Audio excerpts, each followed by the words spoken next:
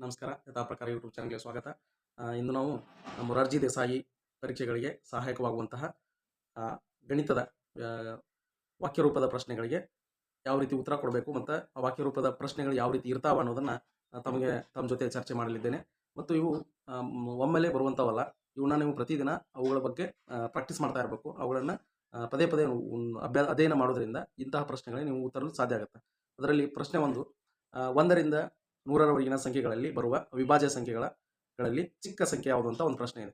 ಅವಿಭಾಜ್ಯ ಸಂಖ್ಯೆ ಅಂತಂದರೆ ಯಾವ ಸಂಖ್ಯೆಯು ತನ್ನದೇ ಮತ್ತು ಮತ್ತು 1ರಿಂದ ಭಾಗ ಹೋಗುತ್ತೆ, ಅವುಗಳನ್ನು ಬಿಟ್ಟರೆ ಬೇರೆ ಅಂಕಿಯಿಂದ ಅವು ಭಾಗ ಹೋಗಲ್ಲ, ಪೂರ್ಣವಾಗಿ ಭಾಗ ಹೋಗಲ್ಲ. ಅವುಗೆಲ್ಲ ಏನಂತಾರೆ ಅಂದರೆ ಅವಿಭಾಜ್ಯ ಸಂಖ್ಯೆ ಅಂತ ಹೇಳ್ತಾರೆ. ಅವಿಭಾಜ್ಯ ಸಂಖ್ಯೆ ಅಂದ್ರೆ ಏನು? ತಂದು ಮತ್ತು ಒಂದನ್ನು ಬಿಟ್ಟರೆ ಬೇರೆ ಸಂಖ್ಯೆಯಿಂದ ಭಾಗ ಹೋಗೋದಿಲ್ಲ, ಪೂರ್ಣವಾಗಿ ಭಾಗ ಹೋಗೋದೇ ಇರೋದಿಲ್ಲ. ಅವುಗಳೆಲ್ಲ ಅವಿಭಾಜ್ಯ ಸಂಖ್ಯೆ ಅಂತಾರೆ. ಅವಿಭಾಜ್ಯ ಸಂಖ್ಯೆಗಳನ್ನು ಲಿಸ್ಟನ್ನು ಈಗ ನಾನು ಸ್ಲೈಡ್ ಮುಖಾಂತರ ನಿಮ್ಗೆ ಹೇಳ್ತೀನಿ. 2 ಇದೆ, ಆಮೇಲೆ 3 ಇದೆ, ಆಮೇಲೆ 7 ಇದೆ, 5 ಇದೆ, 11 ಇದೆ, 11 ಇದೆ. ಇವೆಲ್ಲ ಇನ್ನೂ ಉದಾಹರಣೆಗಳು ಸಾಕಷ್ಟಿದ್ದಾವೆ. ನೀವು ಅವಿಭಾಜ್ಯ ಸಂಖ್ಯೆಗಳನ್ನ ಲಿಸ್ಟ್ ಇದೆಯಲ್ಲ ಅವನ್ನ ನೀವು ಅಧ್ಯಯನ ಮಾಡಬೇಕು. ಅದರಲ್ಲಿ ಏನು ಪ್ರಶ್ನೆ ಏನಂತಂದರೆ ಏನು ಪ್ರಶ್ನೆ ಇದೆ ಅಂದರೆ ಚಿಕ್ಕ ಸಂಖ್ಯೆ ಯಾವುದು ಅಂತೇಳಿ. ಹಾಗಾದರೆ 1 ಕೂಡ ಇದೆ, 2 ಇದೆ, 3 ಇದೆ, ಇನ್ನೊಂದು ಶೂನ್ಯ ಕೂಡ ಇದೆ. ಇದರಲ್ಲಿ ಚಿಕ್ಕದು ಯಾವುದು? ನಾವು ಶೂನ್ಯ ಹಾಕ್ತೀವ, ಶೂನ್ಯ ಆಗಲ್ಲ, ಚಿಕ್ಕದಿದೆ. ಆದರೆ ಈ ಶೂನ್ಯ ಅನ್ನೋದು ಇದು ಯಾವುದಕ್ಕೂ ಸಂಬಂಧ ಬರಲ್ಲ. ಹಾಗಾಗಿ ಇದನ್ನು ಅವಿಭಾಜ್ಯ ಸಂಖ್ಯೆ ಅಂತ ಕನ್ಸಿಡರ್ ಮಾಡಲ್ಲ. ಇದನ್ನು ನಾವು ಆನ್ಸರ್ ಮಾಡಬಾರ್ದು. ಹಾಗಾದರೆ ಒಂದು ಅನ್ನೋದು ಅವಿಭಾಜ್ಯ ಸಂಖ್ಯೆ ಆದರೂ ಕೂಡ, ಅವಿಭಾಜ್ಯ ಸಂಖ್ಯೆ ಆದರೂ ಕೂಡ ಅದನ್ನು ನಾವು ಕನ್ಸಿಡರ್ ಮಾಡಲ್ಲ. ಯಾಕಂದರೆ ಅವಿಭಾಜ್ಯವೂ ಅಲ್ಲ ಮತ್ತು ಸಂಯೋಜಿತವೂ ಅಲ್ಲ. ಹಾಗಾದರೆ ಉತ್ತರ ಯಾವುದಂತಂದರೆ ಇದು ಎ ಮಾತ್ರ. ಇದು 2 ಮಾತ್ರ ಸಮಸಂಖ್ಯೆ ಆಗಿರ್ತದೆ ಮತ್ತು ಅವಿಭಾಜ್ಯ ಸಂಖ್ಯೆ ಆಗಿರ್ತದೆ. ಇದು ಚಿಕ್ಕದಾಗಿರ್ತದೆ. ಮತ್ತು 3 ಅಂತಂದರೆ ಇದು 3 ಹೌದು, ಅವಿಭಾಜ್ಯ ಸಂಖ್ಯೆ ಹೌದು, ಆದರೆ ಅದು ಚಿಕ್ಕದಾಗಿರಲ್ಲ. ಅದಕ್ಕಿಂತ ಚಿಕ್ಕದು 2. ಹಾಗಾಗಿ ಉತ್ತರ 2 ಅಂತ ಹೇಳ್ಬೋದು. ಹಾಗೆ ಎರಡನೇ ಪ್ರಶ್ನೆ, ಒಂದು ಚೌಕದ ಸುತ್ತಳತೆ 40 ಸೆಂಟಿಮೀಟರ್ ಆಗಿದ್ದರೆ ಅದರ ಒಂದು ಬಾಹುವಿನ ಉದ್ದ ಎಷ್ಟು ಅಂತ ಪ್ರಶ್ನೆ ಇದೆ. Option A 20 centimetre, 10 centimetre, 5 centimetre, 15 centimetre. ಇದರಲ್ಲಿ ಚೌಕ ಅಂತಂದರೆ ಸಮಾನ ಬಾಹುಗಳು ಇರ್ತಾವೆ. ಇದೆಷ್ಟು ಇರುತ್ತಲ್ಲ ಇದು ಅಷ್ಟೇ ಇರುತ್ತೆ, ಇದಕ್ಕೆ ಎಷ್ಟು ಇರುತ್ತಲ್ಲ ಇದು ಅಷ್ಟೇ ಇರುತ್ತೆ. ಇದು 4 ಇದ್ದರೆ ಇದು 4 ಇರುತ್ತೆ, ಇದು 4 ಇದ್ದರೆ ಇದು 4 ಇರುತ್ತೆ. ಹಾಗಾಗಿ ಸಮಾನವಾಗಿರೋದ್ರಿಂದ ನಾವು ಈಗ ಅದನ್ನು ಸಮಾನ ಬಾಹುಗಳು ಅಂತೇಳಿ ಕನ್ಸಿಡರ್ ಮಾಡ್ಬೋದು. ಸಮಾನ ಬಾಹುಗಳು ಅಂತಂದ್ರೆ ಇದು ಸುತ್ತಳತೆ ಎಷ್ಟಿದೆ ಅಂದರೆ 40 ಇದೆ. ಹಾಗಾದರೆ ಎಷ್ಟು ಬಾಹುಗಳಿದೆ? 4 ಇದೆ. 4ರಿಂದ ಇದನ್ನು ಭಾಗಾಕಾರ ಮಾಡಿದಾಗ 4 1 4, ಇದು ಶೂನ್ಯ ಬಂತು. ಈ ಶೂನ್ಯ ಇಲ್ಲಿ ಹಾಕಿದರೆ ಇದು 10, ಉತ್ತರ 10 ಆಗುತ್ತೆ. ಹಾಗಾದರೆ ಉತ್ತರ ಯಾವುದದು? 10 ಸೆಂಟಿಮೀಟರ್. ಪ್ರಶ್ನೆ 3, 0 ಬಿಂದು ಅನ್ನು ಭಿನ್ನರಾಶಿಗೆ ಪರಿವರ್ತಿಸಿದಾಗ ಸಿಗುವ ರೂಪ ಯಾವುದು ಅಂತ ಕೇಳ್ತಾ ಇದ್ದಾರೆ. 0 ಮತ್ತು ಬಿಂದು, ಇಲ್ಲಿ ಇದನ್ನು ಓದಲು ಹೇಳ್ಬೋದು. ಇದನ್ನು ಓದಲು ಕೂಡ ಹೇಳ್ಬೋದು. ಏನಂತಂದ್ರೆ 0.5 ಅಂತ ಓದಬೇಕು. ಆಮೇಲೆ ಇಲ್ಲಂದ್ರೆ ಅದನ್ನು ಪರಿವರ್ತನೆ ಮಾಡಬೇಕು. ಅದನ್ನು ಯಾವ ರೀತಿ ಪರಿವರ್ತನೆ ಮಾಡೋದು ಅಂತಂದ್ರೆ, ಇದು 0 ಬಿಂದು ಅಂದ್ರೆ 1ರಲ್ಲೇನೆ ಅರ್ಧ ಅಂತ, 2 ಭಾಗದಲ್ಲಿ 1 ಭಾಗ ಅಂತ, 2 ಭಾಗದಲ್ಲಿ 1 ಭಾಗ ಅಂತ ಇದನ್ನ ಅರ್ಥ ಆಗುತ್ತೆ. ಹಾಗಾಗಿ ಇದರ ಒಂದು ಉತ್ತರ ಯಾವುದು ಬರುತ್ತೆ? ಬಿ ಅರ್ಥ ಆಗುತ್ತೆ. ಬಿ ಅದರ ಉತ್ತರ ಆಗುತ್ತೆ. ಪ್ರಶ್ನೆ 4, ಲಂಬಕೋನದ ಅಳತೆ ಎಷ್ಟು ಡಿಗ್ರಿ ಇರುತ್ತದೆ? ಲಂಬಕೋನ ಅಳತೆ, ಕೋನಗಳ ಬಗ್ಗೆ ಮಾಹಿತಿ ಇರಬೇಕು. ಕೋನಗಳ ಬಗ್ಗೆ ಮಾಹಿತಿ ಅಂತಂದ್ರೆ ಇದೊಂದು ಸರಳ ಕೋನ 180 ಡಿಗ್ರಿ ಇರುತ್ತೆ. ಸರಳ ಕೋನ 180 ಡಿಗ್ರಿ ಇರುತ್ತೆ. ಹಾಗಾದರೆ ವಿಶಾಲ ಕೋನ ನಾವು ಇಲ್ಲಿಂದ ಲೆಕ್ಕ ಮಾಡ್ತಾ ಇದ್ದೀವಿ, ಇಲ್ಲಿಂದ ಬಂದು ಈಗ ಬಂದರೆ ವಿಶಾಲ ಕೋನ. ಇದು 90ಕ್ಕಿಂತ ವಿಶಾಲ ಕೋನ ಅನ್ನೋದನ್ನು ಸರಳ ಕೋನ, ಇದು 180 ಇದ್ದು ಸರಳ ಕೋನ. ಹಾಗಾದರೆ 45 ಇದ್ದು ಲಘು ಕೋನ. ಇದು ಲಘು ಕೋನ. ಯಾಕಂದರೆ 0ದಿಂದ 89ರವರೆಗೂ ಕೂಡ ಇದು ಲಘು ಕೋನ ಇರುತ್ತೆ. ಆಮೇಲೆ ಇದು ಕೂಡ 90 ಡಿಗ್ರಿ, ಎಕ್ಸಾಕ್ಟ್ 90 ಡಿಗ್ರಿ ಏನಿರುತ್ತಲ್ಲ ಇದು ಲಂಬ ಕೋನಕ್ಕೆ ಸಮ ಆಗಿರ್ತದೆ. ಲಂಬ ಕೋನ ಅಂದರೆ ಈ ರೀತಿ ಸ್ಟ್ರೇಟ್ ಲೈನ್ ಇರುತ್ತೆ. ಹಾಗಾಗಿ 90 ಡಿಗ್ರಿ. ಇನ್ನು 360 ಡಿಗ್ರಿ ಅನ್ನೋಲ್ಲ. 360 ಡಿಗ್ರಿ ಅಂದರೆ ಒಂದು ಸುತ್ತ, ಒಂದು ರೌಂಡು, ಒಂದು ವೃತ್ತ ಯಾವ ರೀತಿ ಇರುತ್ತಲ್ಲ ಅದು 360 ಡಿಗ್ರಿಯನ್ನು ಹೊಂದಿರುತ್ತೆ. ಹಾಗಾಗಿ ಸರಳ ಕೋನ. ಇದಕ್ಕೆ ಉತ್ತರ ಯಾವುದಂದ್ರೆ ಸಿ ಆಪ್ಷನ್ ಆಗಿದೆ.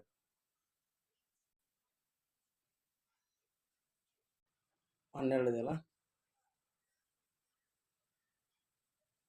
12 ಆಮೇಲೆ 18 2 ಸಂಖ್ಯೆಗಳಿಂದ ಯಾವುದು ಲಸ ಮಾಡ್ಯಾರ ನೋಡೋಣ. ಈ ಎರಡು ಸಂಖ್ಯೆಗಳಲ್ಲಿ ಎರಡನ್ನೇ ತೊಗೊಳ್ಬೇಕಾದ್ರೆ ಎರಡನ್ನು ತೊಗೊಂಡು 2 6 12, 2 2 9 18, 18 ಇದು ಎರಡರಂತಿ ಮಗ್ಗಿ ಇದು ಹೋಗಲ್ಲ, ಇದು 3 ಮಗ್ಗಿಲೇ ಹೋಗುತ್ತೆ ನೋಡೋಣ. 2 3 6 ಸಾರಿ 3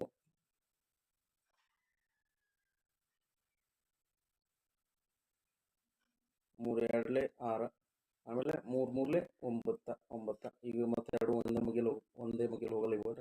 ಹಾಗಾಗಿ ಇದನ್ನ ಇಂಟು ಮಾಡೋಣ. 2 3 6 6 2 12 12 3 36. ಸೊ ಉತ್ತರ ಎಷ್ಟು? 36 ಇದರ ಉತ್ತರ. 6ನೇ ಪ್ರಶ್ನೆ, ಒಂದು ಆಯತದ ಉದ್ದ 8 ಸೆಂಟಿಮೀಟರ್ ಮತ್ತು ಅಗಲ 5 ಸೆಂಟಿಮೀಟರ್ ಇದ್ದರೆ ಅದರ ವಿಸ್ತೀರ್ಣ ಎಷ್ಟು ಅಂತ ಇದೆ. ಆಯತದ ಉದ್ದ ಕಂಡುಹಿಡಬೇಕಂದ್ರೆ ಆಗಲೇ ಚೌಕದಿತ್ತಲ್ಲ, ಇದು ಆಯತದ ಉದ್ದ. ಆಯತ ಅಂತಂದರೆ ಅಭಿಮುಖ ಬಾಹುಗಳು ಇದು ಸಮವಾಗಿರ್ತಾವ ಮತ್ತು ಇದು ಸಮವಾಗಿರ್ತಾವ. ಅಭಿಮುಖ ಬಾಹುಗಳು ಸಮವಾಗಿರ್ತಲ್ಲ, ಅದಕ್ಕಾಗಿ ಇದನ್ನು ನಾವು ಏನು ತಿಳ್ಕೊಬೇಕು? ಉದ್ದ. ಇದನ್ನು ನಾವು 8 ಸೆಂಟಿಮೀಟರ್ ಅನ್ಕೊಳ್ಳೋಣ. ಇದನ್ನು ನಾವು ಅಗಲ ಎಷ್ಟಿದೆ? ಅದರ ಅಗಲ ಎಷ್ಟಿದೆ? 5 ಸೆಂಟಿಮೀಟರ್ ಅನ್ಕೊಳ್ಳೋಣ.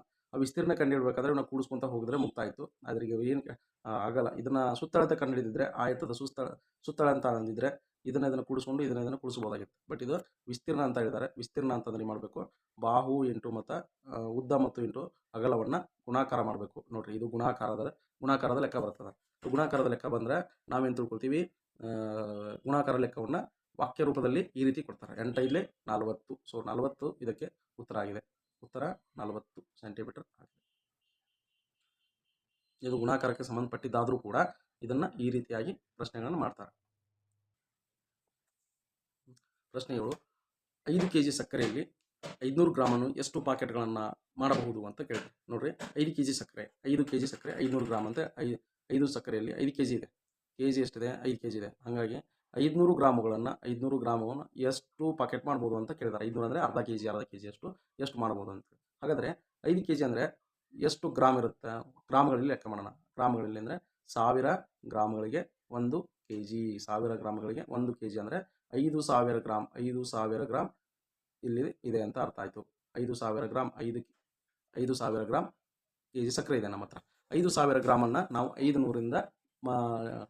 500ರಿಂದ ನಾವು ಡಿವೈಡೆಡ್ ಬೈ ಮಾಡಿದ್ರು ಕೂಡ ನಡೀತಾ, ಅಥವಾ ಇನ್ನೊಂದು ಮೆಥಡ್ ಇದೆ ಅದನ್ನು ಮಾಡಿದ್ರು ನಡೀತಾ. ಈಗ ನೋಡ್ರಿ, 500 ಗ್ರಾಮನ್ನು ಅಷ್ಟು ಮಾಡ್ಬೋದು ಅಂತೇಳಿ ನಮಗೆ ಎಷ್ಟು ಒಟ್ಟು ಟೋಟಲ್ ಎಷ್ಟಿದೆ? 5000 ಇದೆ. 5000 ಗ್ರಾಮ್ಗಳಿದೆ. ನಮಗೆ ಬೇಕಾಗಿರೋದಷ್ಟು 500 ಗ್ರಾಮ್. ಹಾಗಾದರೆ 500ರಿಂದ ನಾವು ಡಿವೈಡೆಡ್ ಮಾಡ್ಬೋದು. ಇವೆರಡು 0 ಆಯಿತಾ? ಇವೆರಡು 0 ಆಯಿತು. 5 1 5 10 50. 5 10 50 ಇದು ಉತ್ತರ ಆಗುತ್ತೆ. ಹಾಗಂದ್ರೆ ಇದು ಉತ್ತರ ಆಗುತ್ತೆ. ಇದು ಕೂಡ ಭಾಗಾಕಾರದ ಒಂದು ಲೆಕ್ಕ, ಆದರೆ ಇದನ್ನು ವಾಕ್ಯ ರೂಪದಲ್ಲಿ ಕೊಟ್ಟಿದ್ದಾರೆ. 5 kg ಸಕ್ಕರೆಯಲ್ಲಿ 5000 ಗ್ರಾಮ್ ಇರುತ್ತೆ. ಆಮೇಲೆ 500 ಗ್ರಾಮ್ಗಳಿಂದ ಅದನ್ನು ನಾವು ಡಿವೈಡೆಡ್ ಮಾಡಿ ಉತ್ತರವನ್ನು ನಾವು ಕಂಡುಕೊಳ್ಬೋದು. ಈ ರೀತಿಯ ಪ್ರಾಕ್ಟಿಕಲ್ ಆಗಿ ನೀವು ಪ್ರಾಕ್ಟೀಸ್ ಮಾಡಿದಾಗ ಮಾತ್ರ ಇದಕ್ಕೆ ಉತ್ತರ ಸಿಗುತ್ತೆ. ಪ್ರಶ್ನೆ 8, 7529ರ ಸ್ಥಾನ ಬೆಲೆ ಎಷ್ಟು? 5ರ ಸ್ಥಾನ ಬೆಲೆ ಎಷ್ಟು ಅಂತ ಕೊಟ್ಟಿದ್ದಾರೆ. 7529ರ ಸ್ಥಾನ ಬೆಲೆ ನೋಡ್ರಿ, 7000 ಇದು 1000 ಸ್ಥಾನವನ್ನು ಹೊಂದಿದೆ. 500 ಇದು 100ರ ಸ್ಥಾನವನ್ನು ಹೊಂದಿದೆ. 2 ಅನ್ನೋದು 20ರ ಸ್ಥಾನವನ್ನು ಹೊಂದಿದೆ, ಅಂದರೆ 29. 20 ಅಂದರೆ 10ರ ಸ್ಥಾನವನ್ನು ಹೊಂದಿದೆ ಮತ್ತು ಬಿಡಿಯಲ್ಲಿ 9 ಇದೆ. ಇದಕ್ಕೆ ಉತ್ತರ ಏನಂತಂದರೆ 100ರ ಸ್ಥಾನವನ್ನು ಇದು 5 ಹೊಂದಿದೆ ಅಂತ ಹೇಳ್ಬೋದು. ಪ್ರಶ್ನೆ 9, ವೃತ್ತದ ಅತ್ಯಂತ ದೊಡ್ಡ ಜಾಯ ಯಾವುದಂತಂದ್ರೆ ವ್ಯಾಸ ಆಗಿರುತ್ತೆ. ವೃತ್ತದ ಅತ್ಯಂತ ದೊಡ್ಡ ಜಾಯ ಯಾವುದಂದ್ರೆ ವ್ಯಾಸ ಆಗಿರುತ್ತೆ. +8 ಇದೆ, -5 ಇದೆ. ಇದರಲ್ಲಿ ನಾವು ಏನು ಮಾಡ್ಬೇಕಂದ್ರೆ ಪ್ಲಸ್ ಇಂಟು ಮೈನಸ್ ಏನಾಗುತ್ತೆ? ಪ್ಲಸ್ ಇಂಟು ಮೈನಸ್ ಏನಾಗುತ್ತೆ? ಮೈನಸ್ ಆಗುತ್ತೆ. ಮೈನಸ್ ಅಂದರೆ ಕಳಿಬೇಕಾಗುತ್ತೆ. ನಾವು ಕಳೆದ್ರೆ 3 ಬರುತ್ತೆ.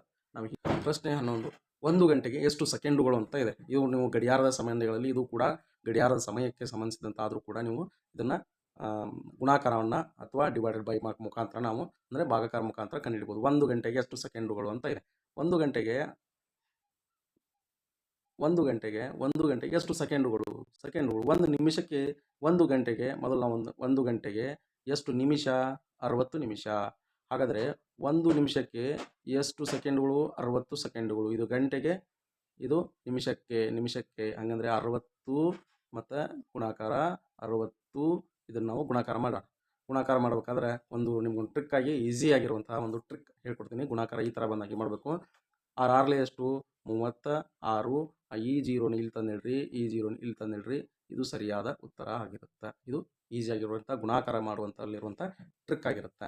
ಇದನ್ನು ಕೆಲವೊಬ್ರು ಹೇಳ್ಕೊಟ್ಟಿರ್ತಾರೆ, ಕೆಲವೊಂದು ಕಡೆ ಕಲ್ತಿರ್ತೀರಿ. ಇದನ್ನು ನೀವು ಸರಿಯಾಗಿ ಉಪಯೋಗ ಮಾಡ್ಕೋಬೇಕು. ಹಾಗಾಗಿ ಇದೊಂದು ಟ್ರಿಕ್. ಎಲ್ಲದಕ್ಕೂ ಬರಲ್ಲ, ಕೆಲವೊಂದು ಅಕ್ಷರಗಳು ಈ ಸೊನ್ನೆಗಳಿದ್ದರೆ ಮಾತ್ರ ಬರುತ್ತೆ. ಬೇರೆ ಉದಾಹರಣೆ ಮುಖಾಂತರ ಹೇಳೋದಾದ್ರೆ, ಈಗ 40 ಇದೆಪ್ಪ, 40, 30 ಇದೆ. ಇದನ್ನು ಗುಣಾಕಾರ ಮಾಡುವಂತಂದಾಗ ಅದನ್ನೆಲ್ಲ ಪ್ಲಸ್ ಹಾಕ್ಕೊಂಡು ಮಾಡ್ತೀವಿ, ಅದೆಲ್ಲ ಬೇಡ. 3 4 12, ಆಮೇಲೆ ಈ ಜೀರೋ ಇದನ್ನು ಕೂಡಿಸ್ಬಿಟ್ರೆ ಇವೆರಡು ಕೂಡ ತಂದಿಲ್ಲರೆ ಮುಗೀತು. ಇದು ಪ್ರತಿ ಗಣಿತದ ಪುಸ್ತಕದಲ್ಲಿ ಇರಲ್ಲ, ಆದರೆ ಸಮಯನ ಉಳಿಸ್ಕೊಳ್ಳೋಕೆ ಇಂತಹ ಪರೀಕ್ಷೆಗಳಿಗೆ ಬೇಗ ಕೆಲಸ ಆಗಬೇಕಂದ್ರೆ ಈ ಥರ ಮಾಡಬೇಕಾಗುತ್ತೆ. ನಮಗೆ ಆನ್ಸರ್ ಬೇಕಾಗಿದ್ದು ಉತ್ತರ 3600. ಹಾಗಂತ ನಿಮ್ಮ ಪಠ್ಯ ಪುಸ್ತಕದಲ್ಲಿ ಈ ಥರ ಶಾರ್ಟ್ ಕಟ್ ಮಾಡಿದರೆ ಅದು ರಾಂಗ್ ಆಗ್ತದೆ. ಆ ಥರ ಮಾಡೋಂಗಿಲ್ಲ. ಯಾವ ಥರ ನಿಮ್ಗೆ ಪಠ್ಯ ಪುಸ್ತಕದಲ್ಲಿ ಪ್ರಶ್ನೆಗಳಿರುತ್ತೋ ಅವಾಗ ನೀವು ಅದೇ ಥರ ಮಾಡಬೇಕಾಗುತ್ತೆ. ಇಲ್ಲಿ ಯಾಕಂದರೆ ಮಲ್ಟಿಪಲ್ ಚಾಯ್ಸ್ ಇರುತ್ತೆ, ನಮಗೆ ಉತ್ತರ ಮಾತ್ರ ಬೇಕಾಗಿರುತ್ತೆ. ಮೆಥಡ್ ಅಂತೂ ಬೇಕಾಗಿರೋದಿಲ್ಲ, ನಮಗೆ ಮೆಥಡ್ ಪ್ರಕಾರ ಬೇಡ, ಉತ್ತರ ಮಾತ್ರ ಬೇಕಾಗಿರೋದ್ರಿಂದ ಇದನ್ನು ನಾವು ಈ ಥರ ಶಾರ್ಟ್ ಕಟ್ ಮಾಡ್ಬೋದು. ಹಾಗಾದರೆ ಇದ್ರ ಉತ್ತರ 3600. ಅದೇ ಹೇಳಿದಲ್ಲ, 60 × 60 ಗುಣಾಕಾರ ಮಾಡಿದಾಗ ಮಾತ್ರ 6 36, ಈ ಜೀರೋ ತಂದು ಇಲ್ಲಿ ಇಟ್ಬಿಡು. ಓಕೆ. ಒಂದು ತ್ರಿಕೋನದ ಒಳಕೋನಗಳ ಒಟ್ಟು ಮೊತ್ತ ಎಷ್ಟು ಇರುತ್ತೆ ಅಂದರೆ 180 ಡಿಗ್ರಿ ಇರ್ತದೆ. ತ್ರಿಕೋನ ಯಾವುದೇ ಥರದ ತ್ರಿಕೋನಗಳಿರಲಿ, ಈ ಕೋನಗಳ ಒಟ್ಟು ಕೋನಗಳ ಮೊತ್ತ ಎಷ್ಟಿರುತ್ತೆ ಅಂದ್ರೆ ಯಾವಾಗಿದ್ರು 180 ಡಿಗ್ರಿ ಆಗಿರುತ್ತೆ. ಪ್ರಶ್ನೆ 13, 25ರ ವರ್ಗಮೂಲ ಎಷ್ಟು ಅಂತ ಕೇಳಿದ್ದಾರೆ. 25ರ ವರ್ಗಮೂಲ ಎಷ್ಟು? 25ರ ವರ್ಗಮೂಲ ಎಷ್ಟು? ಯಾವ ಸಂಖ್ಯೆಯಿಂದ ನಿಮಗೆ ಏನಾಗಿರ್ಬೇಕಂತಂದ್ರೆ ಮಿನಿಮಮ್ ಇಲ್ಲ ಅಂದರೂ 25ರವರೆಗೂ ಕೂಡ ವರ್ಗಮೂಲಗಳು ವರ್ಗ ಸಂಖ್ಯೆಗಳು ಬರ್ತಾ ಇರ್ಬೇಕಾ. ಈಗ ನೋಡ್ರಿ, 25ರ ವರ್ಗಮೂಲ ಅಂದರೆ 5. 25ರ ವರ್ಗಮೂಲ ಅಂದರೆ 5. ಯಾಕಂದ್ರೆ 5ನ್ನು ನಾವು 5 ಸರ್ತಿ ಗುಣಿಸಿದಾಗ ಉತ್ತರ 25 ಆಗಿರುತ್ತೆ. ಇದು ವರ್ಗ ಸಂಖ್ಯೆ. ಇದು ವರ್ಗ ಸಂಖ್ಯೆ. ಇದು ಮೂಲ. ಇದು ವರ್ಗಮೂಲ ಯಾವುದು? 5. ಅದರ ವರ್ಗ ಸಂಖ್ಯೆ ಅದು 25. ಅದೇ ರೀತಿ ಈಗ 9ರ ಒಂದು ವರ್ಗಮೂಲ ಯಾವುದು? 9ರ ವರ್ಗಮೂಲ 3. ಇದು 3 × 3 9. ಇದು ವರ್ಗಮೂಲ. ಅದೇ ರೀತಿ 16ರ ವರ್ಗಮೂಲ 4. 4 × 4 16. 16ರ ವರ್ಗಮೂಲ ಇದು ವರ್ಗ ಸಂಖ್ಯೆ. ಇದು ವರ್ಗ ಸಂಖ್ಯೆ ಮತ್ತು ಇದು ವರ್ಗಮೂಲ. ಈ ಥರ ಯಾವ ಥರ ಅಂದರೆ ವರ್ಗಮೂಲಗಳನ್ನು ನೀವು ಇಲ್ಲಂದ್ರು 20ರವರೆಗೂ ಕೂಡ 20ರವರೆಗೂ ಕೂಡ ನೀವು ಅವನ್ನ ಸರಿಯಾಗಿ ಓದಬೇಕಾಗುತ್ತೆ. 20ರವರೆಗೂ ಕೂಡ ನೀವು ಸರಿಯಾಗಿ ಓದಿದ್ರೆ 20ರವರೆಗೂ 20ರ ವರ್ಗಮೂಲ ಯಾವುದು? 20ರ ವರ್ಗಮೂಲ ನೋಡಿರಿ, ಆಗಲೆಲ್ಲ ಕೇಳಿದಲ್ಲ, ಅದೇ ರೀತಿ ಇರುತ್ತೆ. ವರ್ಗಮೂಲ 20ಕ್ಕೆ 20, 2 4, ಈ ಜೀರೋ ಇಲ್ಲಿ, ಈ ಜೀರೋ ಇಲ್ಲಿ. ಹಾಗಾದರೆ 20ರ ಒಂದು ವರ್ಗ ಸಂಖ್ಯೆ ಯಾವುದು ಅಂತಂದ್ರೆ 400. 400 ಇದರ ಒಂದು ವರ್ಗಮೂಲ ಎಷ್ಟು ಅಂದರೆ 20. ಮತ್ತು 625ರ ವರ್ಗಮೂಲ ಅಂತಂದರೆ 625ರ ವರ್ಗಮೂಲ ಅಂದರೆ 25. ಹೆಂಗಾಗುತ್ತೆ ಅಂದರೆ ನೋಡ್ರಿ, ಇಲ್ಲಿ ಇದನ್ನು ಗುಣಾಕಾರ ಮಾಡಿದ್ರೆ ಉತ್ತರ ಎಷ್ಟು ಬರುತ್ತೆ? ಇದನ್ನು 625 ಬರುತ್ತೆ. ಹಾಗಾದರೆ ಇದಕ್ಕೆ ಉತ್ತರ ಯಾವುದಂದ್ರೆ 5. ಅಧಿಕ ಅಂದರೆ ಕೂಡಿಸುವ, ಸಂಕಲನ ಮಾಡುವುದು. ಇದನ್ನು ಭಿನ್ನರಾಶಿಯೊಳಗೆ ಸಂಕಲನ, ಇದು ಭಿನ್ನರಾಶಿಯ ಸಂಕಲನ ಅಂತ ಹೇಳಿದ್ವಲ್ಲ ಪಠ್ಯಕ್ರಮದಲ್ಲಿ ತಿಳಿಸುವಾಗ, ಅದೇ ರೀತಿ ಇರುತ್ತೆ. ಇದನ್ನು ಕೂಡಿಸ್ಬೇಕಂತಂದರೆ ಇದು ಕೂಡಿಸಿದ್ರೆ ಉತ್ತರ 4 ಬರೀಬೇಕು. ಅಲ್ಲಿ ಇದನ್ನು ಕೂಡಿಸಿದ್ರೆ 4 ಆಗುತ್ತೆ. ಹಾಗಾಗಿ ಏನು ಮಾಡಿದ್ರು ಕೂಡ ಇದು 4 4 ಅಂತ ಬಂದರೆ ಉತ್ತರ 1 ಆಗಿರುತ್ತೆ. ಇದಕ್ಕೆ ಉತ್ತರ ಯಾವುದು ಅಂತಂದ್ರೆ 1. ಪ್ರಶ್ನೆ 15, 1ರಿಂದ 10ರವರೆಗಿನ ಬೆಸ ಸಂಖ್ಯೆಗಳ ಮೊತ್ತ ಎಷ್ಟು ಅಂತ ಕೇಳ್ತಾರೆ. 1ರಿಂದ 10ರವರೆಗಿನ ಬೆಸ ಸಂಖ್ಯೆಗಳ ಮೊತ್ತ. ಬೆಸ ಸಂಖ್ಯೆಗಳು ಗೊತ್ತದವಲ್ಲ, 1, ಆಮೇಲೆ 3, ಆಮೇಲೆ 5, ಆಮೇಲೆ 7 ಇವನ್ನ ಕೂಡಿಸ್ಬೇಕು. ಯಾಕಂದ್ರೆ 10 ಲಾಸ್ಟ್. 10 ಅಂತಂದ್ರೆ ಇದು ಕೂಡ 9. ಇದು ಕೂಡ ಬೆಸ ಸಂಖ್ಯೆ. 10 ಬರಲ್ಲ. ಯಾಕಂದ್ರೆ 10 ಯಾಕೆ ಬರಲ್ಲ ಅಂದರೆ ಇದು ಸಮ ಸಂಖ್ಯೆ. ಇದು ಸಮ ಸಂಖ್ಯೆ ಆಗೋದ್ರಿಂದ ಅದನ್ನು ಕೂಡಿಸಲ್ಲ. ಇದನ್ನು ಕೂಡಿಸ್ರಿ, ಇದು 10 ಆಯ್ತು. ಇದನ್ನು ಕೂಡಿಸ್ರಿ, ಇದು ಕೂಡ 10 ಆಯ್ತು. ಆಮೇಲೆ ಇದೊಂದು ಉಳಿದು 5 ಉಳಿತು. ಸೊ ಉತ್ತರ 25 ಉತ್ತರ ಆಗಿರುತ್ತೆ. ಉತ್ತರ ಆಗಿತ್ತು. ಹಾಗಾಗಿ ಇನ್ನೂ ಒಂದು ಶಾರ್ಟ್ಕಟ್ ಇದೆ. ಏನು ಶಾರ್ಟ್ಕಟ್ ಇದೆ ಅಂದರೆ 1ರಿಂದ 10 ಎಷ್ಟು ಇದಾವೆ? ಇವು 10 ಅಂಕಿಗಳಿದಾವೆ. 10 ಅಂಕಿಗಳಷ್ಟು ಡಿವೈಡೆಡ್ ಬೈ ನಾವು 2ನಿಂದ ಮಾಡೋಣ. 2ದಿಂದ ಮಾಡಿದ್ರೆ 2 1 2 5 ಆಯಿತು. ಈ 5ಅನ್ನು ಉತ್ತರ ಬಂದಿರುತ್ತಲ್ಲ, ಇದರ ಒಂದು ವರ್ಗ ಸಂಖ್ಯೆಯನ್ನು ಹೇಳಿಬಿಟ್ರೆ ಮುಗೀತು. ಇದು ವರ್ಗ ಸಂಖ್ಯೆ 25 ಆಗಿರುತ್ತೆ. ಉತ್ತರ 25. ಇದರ ಇನ್ನೊಂದು ಉದಾಹರಣೆ ಅಂತಂದರೆ, ಈಗ ಒಂದು 1ರಿಂದ 20 ಅಂತ ತಿಳ್ಕೊಂಡು, ಈಗ 10 ಕೊಟ್ಟಿದ್ದಾರೆ, ಇದು 10. ಇದರ ಎಷ್ಟು ಇದಾವೆ ಇಲ್ಲಿ? 1ರಿಂದ 20 20 ಅಂದರೆ ಹಾಗಾದರೆ ಇದರ ಡಿವೈಡೆಡ್ ಬೈ 2ರಿಂದ ಮಾಡಿದ್ರೆ 2 1 2 10 ಆಯಿತು. 2 10 ಹಾಗಾದರೆ ಇದರ ಸ್ಕ್ವೇರ್ ಎಷ್ಟು ಅಂದರೆ 100. 10 100 ಉತ್ತರ ಅದಾಗಿರುತ್ತೆ. ಆ ಪ್ರಶ್ನೆ ಆಗಿದೆ. ಪ್ರಶ್ನೆ 14, ಒಂದು ವಸ್ತುವನ್ನು 100 ರೂಪಾಯಿಗೆ ಕೊಂಡು 120 ರೂಪಾಯಿ ಮಾರಿದರೆ ಶೇಕಡಾ ಲಾಭ ಎಷ್ಟು ಅಂತೇಳಿ. ಒಂದು 100 ರೂಪಾಯಿ ಕೊಟ್ಟಿದ್ದಾನೆ. ಎಷ್ಟು? 100 ರೂಪಾಯಿಗೆ 120 ಮಾರಿದಾನ ಅಂದರೆ ಮಾರಿದ ಬೆಲೆ ಮತ್ತು ಕೊಂಡ ಬೆಲೆಯನ್ನು ಕಳಿಬೇಕು. ಲಾಭ ಬೇಕು ಅಂದರೆ ಲಾಭ ಅಂತಿದೆ. ಲಾಭ ಮಾಡಬೇಕಂದ್ರೆ ಮಾರಿದ ಬೆಲೆ ಮತ್ತು ಮೈನಸ್ ಕೊಂಡ ಬೆಲೆಯನ್ನು ಕಳಿಬೇಕು. ಕಳೆದಾಗ ಯಾವುದು ಬರುತ್ತೆ? ಲಾಭ ಸಿಗುತ್ತೆ. ಮತ್ತು ಕೊಂಡ ಬೆಲೆಯಿಂದ ಕೊಂಡ ಬೆಲೆಯಿಂದ ಮಾರಿದ ಬೆಲೆಯನ್ನು ಕಳೆದ್ರೆ ಇದು ನಷ್ಟ ಸಿಗುತ್ತೆ, ನಷ್ಟ ಆಗಿದ್ದು ಸಿಗುತ್ತೆ. ಹಾಗಾಗಿ ಮಾರಿದ ಬೆಲೆ ಎಷ್ಟು 120, ಕೊಂಡ ಬೆಲೆ ಎಷ್ಟು 100, ಉಳಿದಿದ್ದೆಷ್ಟು 20 20 ರೂಪಾಯಿ ಅವಂಗ ಲಾಭ ಆಗಿದೆ. 20 ರೂಪಾಯಿ ಲಾಭ ಆಗಿದೆ. ಇದು ಈಸಿಯಾಗಿ 100 ಕೊಟ್ಟಿರೋದ್ರಿಂದ ಶೇಕಡಾ ಕ್ರಮ ಅಂತ ಕೊಟ್ಟಿರೋದ್ರಿಂದ ನಮಗೆ ಈಸಿಯಾಗಿ ನಾವು ಇದನ್ನು ಉತ್ತರ 20 ಅಂತ ಬರಿಬೋದು. ಆದರೆ ಯಾವ ರೀತಿ ಕಂಡುಹಿಡಿಬೋದು ಅಂದರೆ, ಉದಾಹರಣೆ ಈ ಸಂಖ್ಯೆ ಬೇರೆ ಇತ್ತಪ್ಪ, ಈ ಸಂಖ್ಯೆ ಬೇರೆ ಇತ್ತಂತಂದರೆ ಈ ಸಂಖ್ಯೆ 200 ಇತ್ತು, 240ಕ್ಕೆ ಮಾರಿದ ಅಂತ ತಿಳ್ಕೊಳ್ಳೋಣ. 240ಕ್ಕೆ ಮಾರಿದ, ಎಷ್ಟಕ್ಕೆ ಮಾರಿದ? 240ಕ್ಕೆ ಮಾರಿದ. 240ಕ್ಕೆ ಮಾರಿದಾಗ ಉತ್ತರ ನಮಗೆ 40% ಇದರಲ್ಲಿ ಇದನ್ನು ಮೈನಸ್ ಮಾಡಿದ್ರೆ ಅಂದರೆ ಮಾರಿದ ಬೆಲೆಯಲ್ಲಿ 240ರಲ್ಲಿ ಮೈನಸ್ 200 ಮೈನಸ್ ಮಾಡಿದರೆ ಉಳಿಯೋದು 40 ಬರುತ್ತೆ. ಹಾಗಾದ್ರೆ ಇದು 40% ಅಂತ ಬರಲ್ಲ. ಬಟ್ ಶೇಕಡ ಕಂಡು ಹಿಡಿದಂದರೆ 100ಕ್ಕೆ, ಅದು 100ಕ್ಕೆ 200ಕ್ಕೆ ಎಷ್ಟು ಲಾಭ ಆಗ್ತದೆ? 200ಕ್ಕೆ ಎಷ್ಟು ಲಾಭ? 40 ಲಾಭ. ಅದನ್ನು ನಾವು 100ಕ್ಕೆ ಶೇಕಡಾ ಕ್ರಮಕ್ಕೆ ನಾವು 100ಕ್ಕೆ ಎಷ್ಟು ಮಾಡೋದನ ಅಂತಂದರೆ, ಇದು 2 0 ಹೋಯಿತು, ಇಲ್ಲಿ 2 0 ಹೋಯಿತು, 2 1 2 2 ನೆಕ್ಸ್ಟ್ ಆಯಿತು 100ಕ್ಕೆ 240ರಲ್ಲಿ 200 ಮೈನಸ್ ಮಾಡಿದರೆ ಉಳಿಯೋದು 40 ಉಳಿತು, 40 ಉಳಿತು. 200ಕ್ಕೆ 40 ರೂಪಾಯಿ ಲಾಭ ಆದ್ರೆ, 200ಕ್ಕೆ 40 ರೂಪಾಯಿ ಆದ್ರೆ ಶೇಕಡ 100ಕ್ಕೆ, ಶೇಕಡ ಅಂದರೆ 100ಕ್ಕೆ ಎಷ್ಟು ಲಾಭ ಆಯಿತು? ಈ 0 0 ಹೋಯಿತು, ಈ 0 0 ಹೋಯಿತು, 2 1 2 2 ಈ 0 ತಂದು ಇಲ್ಲಿ ಹಚ್ಚಿದ್ವಿ, ಉತ್ತರ ನಮಗೆ ಆಗಲೇ ಅಷ್ಟೇ ಬರುತ್ತೆ.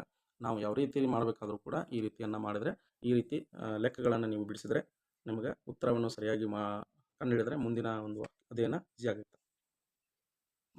ಪ್ರಶ್ನೆ 17ಕ್ಕೆ ಉತ್ತರ ಗೊತ್ತಾ? 1 ಕಿಲೋಮೀಟರ್ ಅಂದರೆ ಎಷ್ಟು ಮೀಟರ್ಗಳು ಅಂತಂದರೆ 1000 ಮೀಟರ್. ಈ ಥರ ಪ್ರಶ್ನೆಗಳನ್ನು ನೀವು ಕನ್ವರ್ಟ್ ಮಾಡ್ಕೊತ ಕಲಿಬೇಕಾಗುತ್ತೆ. 17 ಪ್ರಶ್ನೆ ಹೊಂದಿರುವ 18ನೇ ಪ್ರಶ್ನೆ ಇದು. 8 ಮುಖಗಳನ್ನು ಹೊಂದಿರುವ ಗಣಾಕೃತಿಗಳನ್ನು ಏನೆಂದು ಕರೀತಾರೆ ಅಂತೇಳಿ. ಗಣಾಕೃತಿಗಳಂದ್ರೆ ಅಷ್ಟಭುಜಾಕೃತಿ ಅಂತ ಕರೀತಾರೆ. ಶೂನ್ಯ 1 2 3 ಈ ಸಂಖ್ಯೆಗಳನ್ನು ಏನೆಂದು ಕರೀತಾರೆ ಅಂತ ಕೇಳಬೇಕು.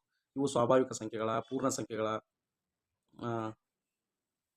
ಆಮೇಲೆ ಪೂರ್ಣಾಂಕಗಳ, ಭಾಗಲಬ್ಧ ಸಂಖ್ಯೆಗಳ, ಇವು ಯಾವುವು ಅಂತೇಳಿ ನೀವು ಗೊತ್ತಾಗಬೇಕಂದ್ರೆ, ಸ್ವಾಭಾವಿಕ ಸಂಖ್ಯೆಗಳಂತಂದ್ರೆ ಏನಿರ್ತಾವಂದ್ರೆ ಕೌಂಟ್ ಮಾಡಬೇಕು. ಬೇರೆ ಬೇರೆ ವಸ್ತುಗಳನ್ನು, ಒಂದು ಪುಸ್ತಕಗಳು ಎಷ್ಟಿದಾವಪ್ಪ, ಪುಸ್ತಕಗಳು ಎಷ್ಟಿದಾವೆ ಅಂದರೆ 1 2 3 4 ಅಂತ ಎನಿಸ್ಬೇಕು. ಆಮೇಲೆ ಒಂದು ಚೆಂಡುಗಳು ಎಷ್ಟಿದಾವೆ, ಬ್ಯಾಟ್ಗಳು ಎನಿಸುವಂಥ ಸಂಖ್ಯೆಗಳಿಗೆ ಸ್ವಾಭಾವಿಕ ಸಂಖ್ಯೆಗಳಂತೇಳಿ. ಸ್ವಾಭಾವಿಕ ಸಂಖ್ಯೆ. ಹಾಗಾದ್ರೆ ಇಲ್ಲಿ 0 ಇದೆ, ಈ 0 ಇರೋದ್ರಿಂದ ಇಲ್ಲಿ 0 ಇದೆಯಲ್ಲ, ಹಾಗಾದ್ರೆ ಇದು ಸ್ವಾಭಾವಿಕ ಸಂಖ್ಯೆ ಅಲ್ಲ. ಯಾಕಂದರೆ ನಾವು ಯಾವುದೇ ವಸ್ತುವನ್ನು ಎನಿಸ್ಬೇಕಾದ್ರೆ 0 ಅಂತ ಇಡಲ್ಲ, ಹಾಗಾಗಿ ಅದನ್ನು ಅದು ಸ್ವಾಭಾವಿಕ ಸಂಖ್ಯೆಗಳು. ಪೂರ್ಣ ಸಂಖ್ಯೆ, ಇದು ಉತ್ತರ ಏನಂದರೆ ಪೂರ್ಣ ಸಂಖ್ಯೆಗಳು, 0ದಿಂದ ಪೂರ್ಣ ಸಂಖ್ಯೆಗಳು ಅಂತೇಳಿ. ಇನ್ನು ಪೂರ್ಣಾಂಕಗಳಂತಂದ್ರೆ ಅಲ್ಲಿ +1 2 ಆಮೇಲೆ 3 ಈ ಥರ ಹಿಂಗೆ ಹೋಗುತ್ತೆ. ಮತ್ತು ಈ ಕಡೆಯಿಂದ -1 -2 ಅಂತೇಳಿ ಈ ಥರ ಹೋಗುತ್ತೆ. ಹಾಗಾಗಿ ಪ್ಲಸ್ ಮತ್ತು ಮೈನಸನ್ನು ಹೊಂದಿರುವಂಥ ಸಂಖ್ಯೆಗಳಿಗೆ ಪೂರ್ಣಾಂಕಗಳನ್ನು ಅಂತೀವಿ. ಇನ್ನು ಭಾಗಲಬ್ಧ ಸಂಖ್ಯೆಗಳಂತಂದರೆ ಯಾವ ಸಂಖ್ಯೆಯು ಭಾಗ ಹೋಗ್ತಾವಲ್ಲ ಅವನನ್ನು ಭಾಗಲಬ್ಧ ಸಂಖ್ಯೆಗಳಂತೇಳಿ ಕರಿತಾವ. ಸೊ ಅದಕ್ಕೆ ಉತ್ತರ ಯಾವುದು? ಸ್ವಾಭಾವಿಕ ಸಂಖ್ಯೆಗಳು ಅಲ್ಲ, ಇದು ಪೂರ್ಣ ಸಂಖ್ಯೆಗಳಂತೇಳಿ ಆಗ್ಬೋದು. ಕೊನೆಯ ಪ್ರಶ್ನೆ, ಸಮಬಾಹು ತ್ರಿಕೋನದ ಪ್ರತಿಯೊಂದು ಕೋನದ ಅಳತೆಯು ಎಷ್ಟು ಅಂತೇಳಿ. ಆಗಲೇ ತಿಳಿಸಿದಾಗ ಸಮಬಾಹು ತ್ರಿಕೋನ ಅಂದರೆ ಒಂದು ತ್ರಿಕೋನದ ಒಟ್ಟು ಇದರಲ್ಲಿ ಎಷ್ಟಿರ್ತದೆ ಅಂದರೆ ಕೋನದ ಅಳತೆ ಎಷ್ಟಿರ್ತದೆ ಅಂದರೆ 180 ಡಿಗ್ರಿ ಇರುತ್ತೆ. 180 ಡಿಗ್ರಿ ಅಂದರೆ ತ್ರಿಕೋನದೊಳಗೆ ಎಷ್ಟು ಬಾಹುಗಳಿರ್ತವೆ? 3 ಬಾಹುಗಳಿರ್ತವೆ. 3 ಬಾಹುಗಳದ್ದು ತ್ರಿಕೋನಗಳ 3 ಬಾಹುಗಳಿರ್ತವೆ. 180 ಆದರೆ ಎಷ್ಟು ಬಾಹುಗಳು? 3 ಬಾಹುಗಳು. 3 ಬಾಹುಗಳು ಅಂತಂದ್ರೆ 3 6 18. ಹಾಗಾದ್ರೆ ಇದು ಹೋಗುತ್ತೆ, ಈ 0 ತೊಗೊಂಬಂದ ಇಲ್ಲಿ ಇಟ್ಬಿಡ್ರಿ. ಹಂಗಂದ್ರೆ 60 ಇದಕ್ಕೆ 60 ಡಿಗ್ರಿಯನ್ನು ಸಮಬಾಹು ತ್ರಿಕೋನದ ಪ್ರತಿಯೊಂದು ಕೋನದ ಅಳತೆ ಆಗಿರುತ್ತೆ. ಈ ರೀತಿಯಾಗಿ ತಮ್ಮ ಅಧ್ಯಯನ ಮುಂದುವರೆದರೆ ಇಂಥ ಪ್ರಶ್ನೆಗಳನ್ನು ಸರಳವಾಗಿ ಬಿಡಿಸ್ತಾ ಹೋದರೆ, ಪ್ರಾಕ್ಟೀಸ್ ಮಾಡ್ತಾ ಹೋದರೆ ನಿಮ್ಮ ಅಧ್ಯಯನದಲ್ಲಿ ಹೆಚ್ಚಿನ ಒಂದು ಅಂಕಗಳನ್ನು ನೀವು ಗಳಿಸ್ಬೋದು. ಮೊರಾರ್ಜಿ ದೇಸಾಯಿ ಪರೀಕ್ಷೆ ಯಾರ್ಯಾರ ಥರ ಅನ್ನಿಸ್ತಿದ್ರಲ್ಲ, ಇದೇ ರೀತಿ ಪ್ರಶ್ನೆಗಳನ್ನು ಅಪ್ಡೇಟ್ ಮಾಡ್ತಾ ಇರ್ತೀನಿ. ಹಾಗಾಗಿ ತಮಗೆ ಅನುಕೂಲ ಆದರೆ, ಇದು ಸರಿ ಅನಿಸಿದರೆ, ಈ ಥರ ವಿಡಿಯೋಗಳು ಪ್ರಶ್ನೆಗಳು ಬಂದರೆ ಸರಿ ಅನಿಸಿದರೆ ನೀವು ಒಂದು ಸಬ್ಸ್ಕ್ರೈಬ್ ಮಾಡಿ, ಲೈಕ್ ಮಾಡಿ. ವಿಡಿಯೋದಲ್ಲಿ ಕೆಲವೊಂದು ಮಿಸ್ಟೇಕ್ಸ್ ಆಗ್ತಾಯಿದೆ, ಎಡಿಟ್ ಮಾಡೋದಾಗಲಿ ಅಥವಾ ನಾವು ಹೇಳೋದಾಗಲಿ ಸ್ವಲ್ಪ ಇಂಪ್ರೂವ್ಮೆಂಟ್ ಆಗಬೇಕಾಗಿದೆ. ಅದನ್ನು ಬಿಟ್ಟರೆ ಪ್ರಶ್ನೆಗಳನ್ನು ನಾವು ಈಸಿಯಾಗಿ ಸಾಲ್ವ್ ಮಾಡ್ತೀವಿ. ಹಾಗಾಗಿ ನಮಗೆ ವಿಡಿಯೋ ಕ್ವಾಲಿಟಿಗಿಂತ ಆ ಪ್ರಶ್ನೆಗಳ ಕ್ವಾಲಿಟಿಗಳನ್ನು ನೀವು ಗಮನದಲ್ಲಿಟ್ಕೊಂಡು ಆ ಪ್ರಶ್ನೆಗಳನ್ನು ನೀವು ಓದಿ ಅಭ್ಯಾಸ ಮಾಡಿ ಒಂದು ಅಧ್ಯಯನ ತೊಡಗಿದ್ರೆ ನೀವು ಮುಂದಿನ ಒಂದು ಭವಿಷ್ಯಕ್ಕೆ ದಾರಿ ಆಗುತ್ತೆ ಅಂತ ಹೇಳ್ತಾ ನನ್ನ ಈ ವಿಡಿಯೋನ ಮುಗಿಸ್ತಾ ಇದ್ದೀನಿ. ನಮಸ್ಕಾರ.